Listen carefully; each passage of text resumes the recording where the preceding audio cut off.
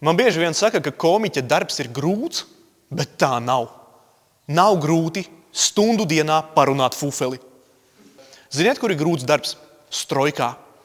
Jo tur tev 8 stundas dienā ar kolēģiem jārunā fufeli. Jā, pamēģiniet atkārtot.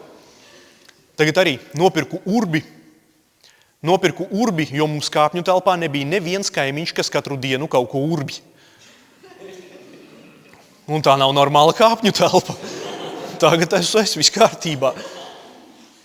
Es tagad pabeidzu vidusskolu, tajā vasarā pēc vidusskolas es piepelnījos lasot metāla lūžņus. Un tas bija ļoti labs ienākuma avots, jo es reāli pelnīju vairāk nekā mani vecāki. Līdz menti nepieķēra. Nopietni, es tajā vasarā nopelnīju tik daudz, ka aizbraucu ceļojumā uz Parīzi. Un kad es ieraudzīju Eifeļa torni.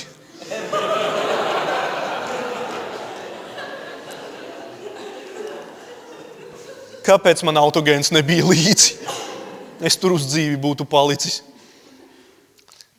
Nesen arī kaut kāda meitene nepazīstama atraksta man: sveiks, re, kur ir mans bankas konta numurs, atsūti man naudu un es atlidošu pie tevis ciemos. Da man tādu bomzeni nevajag. Ko viņu uzturēt pēc tam? Nesen arī Rīgā uz ielas indietis pienāk klāt, saka man: nevajag indiešu dzīvības apdrošināšanu. Es saku, ar ko tad tā tik īpaša? Viņš saka, indiešu strādā gan šajā, gan arī nākamajā dzīvē. Okay.